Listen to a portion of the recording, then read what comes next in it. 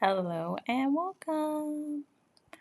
All right, so today we are going to be talking about five things I don't focus on, and they might be some hot button topics because these might be things that the author world has told you to focus on, and or ones that you are just kind of used to doing because it can be very easy to assume that these are aspects that are moving the needle in your book business, or that are the most important. And so, drop in the comments what your book is about and who it's for, in case they are somebody who is watching this live or on replay. And then, let me know if you are currently working on a book or if you have just finished a book, just what stage you're in during your author journey. And so we're going to go ahead and get started. And this is, like I said, this is a topic that it might step on some toes. You might need to say, ouch, if you can't say amen. And I say that because this is not something that most authors are really saying out loud or are really thinking about, because the author industry can make us feel like we have to focus on these five things. And so I just want to set some folks free today and let you know that you don't have to do that. You don't have to be a part of the rat race. You don't have to be a part of the folks that focus on these things I'm about to share with you. And just kind of understanding that there is a better way. So, all right, let's go ahead and get started. Okay, so for those of you who don't know me, I'm Ashley. I'm the owner of Shep Publishing, and I'm a wife of almost 10 years. So it'll be 10 years this fall. A mom of two under five and under, and then full-time entrepreneur. But I also did have a 9 to 5 for over a decade. Well, I'm sorry, yeah, over a decade, and was also doing this entrepreneurial life. So I get what it's like. Right now, I'm a stay-at-home mom with my youngest one. And then these are just some of the places I've been featured: Author Success Society, Nonfiction Authors Association, the Publish and Profit Summit, which I gotta fix that typo, and then Write, Publish, Market podcast. All right, so before we get started, I do want to share that if you are new here, I have recently released a book called Profitable Publishing Preorders, and I wanted to just give a shout out to a reader. Her name is Latasha Jimerson, and she is a um, author coach. She supports with writing, and she sent me this picture. She actually posted on social media, so shout out to her. We love folks who share your work and share your books with others, and so she's been wonderful in doing that. But I just wanted y'all to see the level of in-depth note taking that she was doing, and this just took me back to my teacher days of when my students, when I would have them annotate the text. And when I say that she's having a good time with this book, she's having a good time. And so she is mentioning a part that I'm actually going to reference today on page 39. So if you have your book, we will be talking about page 39 and in chapter 3. And so, and she even said, okay, page 39 just stepped all over my little toes. Thank you, Ashley, for dropping truth bombs with love. Okay, back to the reading. So, this just is something that makes my author heart happy, and we of course want people to leave reviews and we want people to share our books, but just when you can see people actually using your book and getting the results, getting the takeaways from it, that's like chef's kiss. So if you haven't already gotten your copy, you can visit preorderprofits.com/book to grab yours, or you can get the link in the description for this video. All right, so now I want to talk to you about the 5 things I don't focus on as an author, as a self-published author. And if you hear me say author by itself, I mean self-published authors. I predominantly work with independent and self-published authors, and so that's who I'm talking about. So if you hear me and I don't exactly say indie or self-published, y'all know who I'm talking about. So this is something I did in a reel last week, I want to say, and I said I just need to come on and talk about this because there are certain things in the author space that can make you feel inadequate. They can make you feel like you're not doing enough. It can make you feel like you always have to be moving to the next thing. And that just doesn't have to be a reality. People ask me how I'm able to balance being a wife, a mom, having multiple businesses, and even when I was working full time in the classroom as a teacher or supporting other teachers as a literacy coach. And part of it has to do with really deciding what it is that you're going to focus on and then leaning all the way into those things. And also having blinders on to not be so concerned with what it is that everybody else is focusing on and how that might affect you. And so the first thing that I don't focus on, and these aren't in any particular order, but actually this first one is one that burns my biscuits, that really annoys me. Because people focus on it, and it's this inherent thing that has probably come from traditional publishing, that we don't necessarily have to follow that same path and that same trajectory. And if you can guess any of these 5 things, then you can add them in the chat. I might do a giveaway to see, for folks that are participating. And if you're on replay, that's fine too. You can still play along. But the first one is page reads. So I do not focus on page reads, and there are multiple reasons for this. First off, in the context, I'm talking about page reads on Amazon KDP. If you're an independent or self-published author, you don't get to have the privilege of being non-exclusive to Kindle Unlimited. So I'm not sure if you know this, but if you are a traditionally published author, you can have your books in Kindle Unlimited and out of Kindle Unlimited at the same time, and you don't have that exclusivity issue that us indie and independent and self-published authors have. So all that to say, that's one reason. Another reason is that when you actually look at how much Kindle Unlimited is paying you for page reads, and this is the ebook version, they're paying you for page reads, it's 0.004 cents. Now, that does fluctuate here and there depending upon however much is in the Kindle Creator Fund or whatever the name of the fund is. But it's something where you are typically not going to get more than that per page read. And when we look at how much that actually is, so let's do a little math. Let's say your book is, or no, let me flip this way.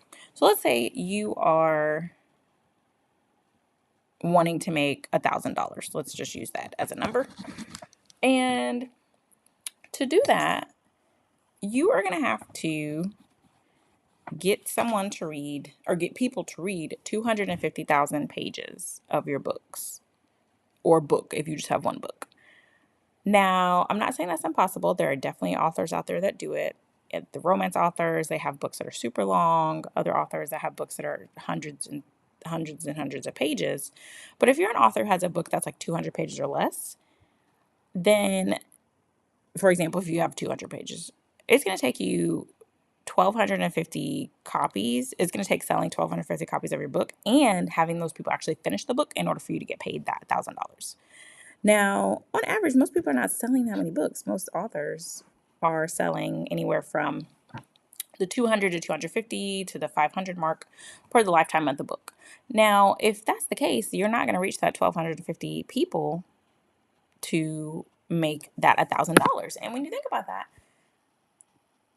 you can make that other ways. If you are selling the physical copy of the book, if you are selling the PDF version on your website, that's something I offer from time to time, depending upon whether or not my book is in Kindle Unlimited. And if I'm selling a book for, let's say, $20, which for my books, for this book in particular that I'm referencing, let's say it's $20 for the PDF. If I want to make that $1,000, I'm going to get there a lot quicker with a lot less people and a lot less readers than trying to sell a book that I'm only getting 0.004 cents per page read. And so when I found out that stat years ago, I said, okay, I'm definitely not prioritizing page reads because it just doesn't make sense for my books and me as an author. Now, I say this with a caveat. There are authors who are making bank on Kindle Unlimited. However, they're the ones that have series. They have books that are 300-400 pages. They're typically romance authors. They are fantasy authors. Those are people who are going to benefit from something like that. If that's not you, then you really want to consider, is it really worth my time and energy to stay in Kindle Unlimited? Now, this doesn't mean that I don't dabble in and out, because you have the freedom and flexibility to choose within that 90-day time frame if you're going to re-enroll or not enroll. And there's strategies that you can use around that. But on a day-to-day basis, I'm not sweating. I'm not pressed about page reads. I'm not thinking about, oh, I have this many page reads. And I don't say this in a way to count other people's pockets, but I say it in a way of like, okay, for me and my priorities, focusing on page reads is not going to help me reach the profitable goals that I have. It's not going to help me to be able to pay for ads. It's not going to help me to be able to create other experiences for my readers because of that exclusivity. And then on top of that, you're having to worry about piracy because there are authors who have gotten kicked out of being able to use Amazon, period, because someone has stolen their book from Kindle Unlimited or from these digital options and then put it on sites. And so Amazon flags them because as indies and self-published authors, you don't have that ability to be able to be multiple places if you're doing that. So that's, to me, I'm not focusing on page reads. So the next thing I don't focus on, and this one is probably shocking, but let me explain, is books sold. So I used to be really religious about tracking and like logging into my KDP dashboard on a daily basis. I know some people log onto it hourly, even though your books are not going to show as being sold until they shipped. So even if you're logging in hourly, the book it's not calculating it there. But once I shifted to focusing on the profit that the books make, to me, that helped me to be able to better manage things. It helped me to be able to know, okay, I have some funds to be able to hire someone. I'm able to support this effort that I'm doing. I'm able to order author copies. Because if we think about it like this, so typically your book is, as an independent author, your book is going to make anywhere from like $1 to maybe upwards of $5, depending upon what kind of book you have. I have some books that make more than that, but it's because of their price point. So like I have a cookbook that has a higher price point, and also I did offset printing, so I have more flexibility. But here I'm talking about books that are inside of Amazon. So Amazon KDP, let me say it that way. So if you're printing your book from Amazon KDP, there's only so much you're going to make from that individual book. So going back to that profit piece, let's say you've sold 100 copies of your book, and on the low end, you're making $1. So now you've made $100. So that's 100 different clients that you've had to, or 100 different readers you had to convince to buy your book. Okay, on the high end, let's say $5 per book. Okay, so then let's say you have the same 100 readers, then you've made $500. And so this is helpful, but if you're only focusing on like, oh, okay, I've sold 100 books, that doesn't exactly tell you what you can do with the money from those 100 books. It doesn't tell you how much you had to spend on advertising. It doesn't tell you how much you had to spend on having somebody support you for your marketing. And so really looking at the profit, looking at the income that's made from the books and looking at the profit that's from that has helped me to be able to maximize my results, because I'm actually looking and saying, okay, if I have this much left over after the event that I attended or after participating in this thing, then I am able to do something with that. Whereas if you're just focusing on the books that you've sold, that's exciting. Like, I'm not saying I don't ever look at that. That is still exciting. I just still share those things. But it makes it harder to know where you should focus. It makes it harder to know, okay, well, what exactly should I be doing? And things of that sort to kind of make your next moves. And so I do check my books sold periodically. I check like once a month. And then I have a spreadsheet that I put in an update. I know there's some other software out there that you can do it that's a little bit more automated, but because I also sell bulk book orders, it's more of a manual process for me because I'm selling from my site directly, as well as on these other platforms. So let me know if this is making sense to you in the chat by dropping a 1. And then if you have questions, be sure to add them throughout. And just saying this to say, this doesn't mean that you can't still look at these things, because you should. Like, you should have a pulse of how many books you've sold, how many pages that have been read. That's still exciting. Those are still great things to share to get your audience, in terms of, to get them to kind of be behind you and support you and things like that.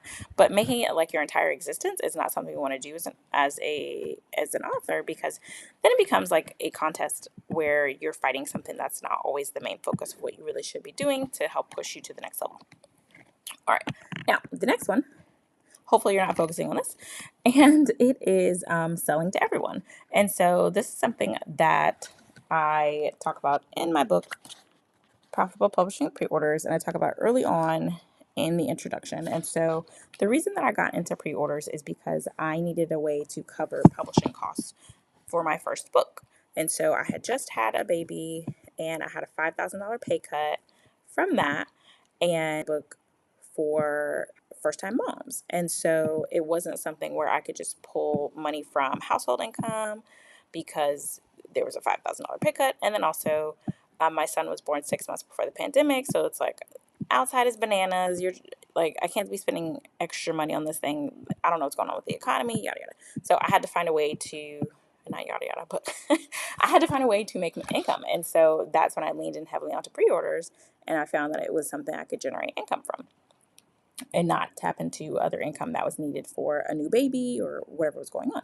And so with that, I knew, okay, if I'm focusing on this book that's for moms, for first time moms, then I'm definitely not going to go try to sell this to someone who is not a mom or has no interest in being a mom, or who doesn't have that experience, or who like doesn't have kids in general. I'm going to focus just on those folks. And so when I was looking for beta readers, I worked with my friends at the time who had just had kids within the last like 2 years, because I felt like the content would be pretty fresh for them, or people who had just had a baby.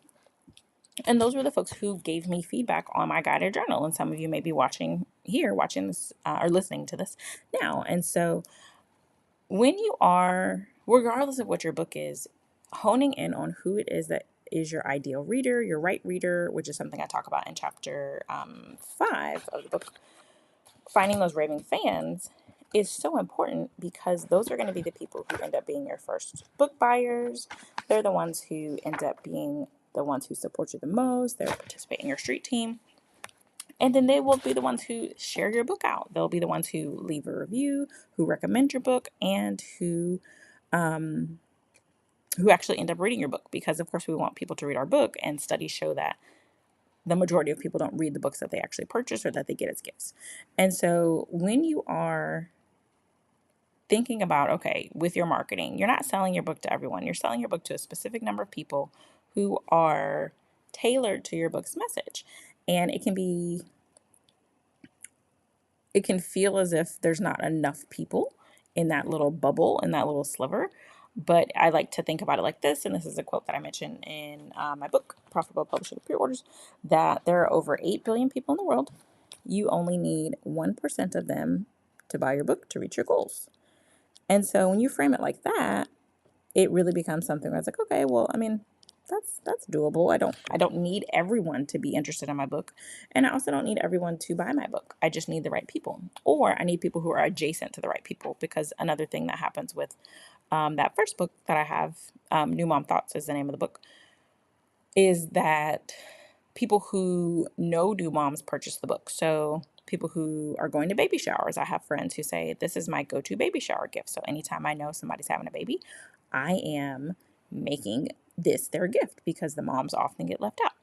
And so really focusing on who it is that you are selling to and not trying to sell to everyone is key, because that way you don't have to stress trying to find all of these extra people who can buy your book. So that's the third one. All right, so the fourth one is I don't focus on going viral. Now, in the age of assuming that social media needs to be your primary source of sharing details about your book, which I need to do a different video on that, I don't focus on going viral. I don't focus on trying to get necessarily like millions of views. I am not even really particularly very heavy on TikTok. I've started kind of resurging back over there, but just because it is a lot easier to go viral there, and it's a lot easier to get seen. But I don't have that desire to go viral for a couple different reasons. Typically, when people go viral, and you may have seen this, and I've talked about this before if you've been with me before. Typically, when people go viral, if they're not careful, then it can actually bring on a lot of people who have nothing to do with what it is that they are focused on. And with you, if you are focused on your book's topic, and you are building your book business, and you're using your book as a income generating asset, then you want to be very careful about the things that you're posting, especially with trends, because trendy things can bring on people who have no interest in buying your book or signing up for your products or services that are related to your book. Or they can bring on people who are just like really nasty and mean. And often it doesn't equate to sales. There's tons of people who say, oh, I went viral and nothing happened. Like it didn't change anything. And part of that is because whatever the post that they went viral for had nothing to do with their book or their products or services. And those people are not going to buy anyway. They might have just seen, oh, okay, well, you did this dancing trend, or you did this voiceover trend. And not to say that you can't align those things with your business. And so there will be times where I might do a trending audio or I don't do voiceovers because it's too much work, but I might do a trending audio or something like that, but I tie it to the book. I tie it to my services that I give to author, or the services or products that I provide for authors. It's not something where I'm just randomly doing things that have nothing to do with anything else, because luck would have it that would be the one that goes viral. And so you just want to be mindful and careful of that. And I see posts on Threads. Y'all know I like Threads. I see posts on Threads where people are like, oh, I post about my book and I get crickets, and I post about my cat and then it goes viral. Well, a lot more people have cats than have read your book. And so if it's relatable about your cat, then people are going to gravitate towards that. So if you are doing posts that if you're trying to go viral, or if you're doing posts that you want to try to resonate with folks, tie your book into it, and then still add that relevancy. So still add the relatableness, but tie your book into it. Tell a story about it. Storytelling is huge right now, and it's something that actually is very persuasive to support people in purchasing from you, because they feel like they understand you more. They feel like you've taken them on the journey, and essentially that's what a launch is. You're telling a giant story. You're telling them the story of your book being born. So that's my take on that.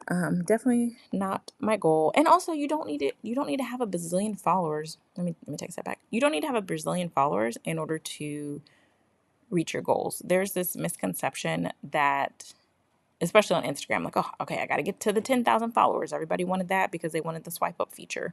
And then studies show that putting a link in your stories isn't even something that people click on now. It's more of a DM to their direct message box. People are more likely to click on that. And then people think, oh, okay, well, if I have this many views, this many followers, suddenly that's going to equate to this much money. And there are tons of celebrities and tons of people who have tons of followers, millions of followers, who have not monetized those followers because they haven't grown their audience in a way that those folks are expecting to pay for something. They've grown it with freebie seekers, or people who are just there because they want to like laugh and kiki and hee haw, as opposed to people who are committed to supporting that brand to be able to grow financially. And sometimes you just don't know that until you just don't know what you don't know, and that's okay. But if your goal is to make some money from your book, if your goal is to build your book brand, if your goal is to generate leads for your products and services, then you want to be very careful and very strategic about the ways in which you are growing with your content. All right, let me know if this is resonating with you by dropping your comments in the chat. And then, of course, if you have questions, then let me know those as well, and I'll answer them in just a bit. All right, and then the last thing I don't focus on is PR boxes, or I'll kind of combine this too. PR boxes, or soliciting influencers to speak on my book or my brand's behalf. Now, if it happens, okay, wonderful. But I'm not someone who is looking to celebrities or influencers to be like, oh my goodness, it would be so great if you would speak on this, or like, it would be great if you post my book, which those things could be great. But you kind of run into the same things of what I just mentioned about that virality of these people are posting your book, but that doesn't mean that their audience is directly aligned with your book's topic. It doesn't mean that their audience is ready to buy and that they're automatically going to trust and buy from you just because someone else posted them. Now, I'm not saying that this is not good publicity. Like, it is good publicity. And statistically, it would be more people that can see your stuff than just you on your own. So that is a benefit. But using it as a primary strategy is not something I focus on, for quite a few reasons. And then going back to PR boxes, if you're not familiar with that, it's something that is pretty popular on TikTok, of sending influencers like public relations boxes about your book. And so different like knickknacks and goodies and stuff like that that are about your book or like surrounding your book, and then asking them to like post about it. And so people do pay for that, and people do it as a strategy. And so it's not something that I do particularly because, like I mentioned before, I'm not super heavy on TikTok, but then also it's an assumption that that person's audience is going to buy from you just because of that person.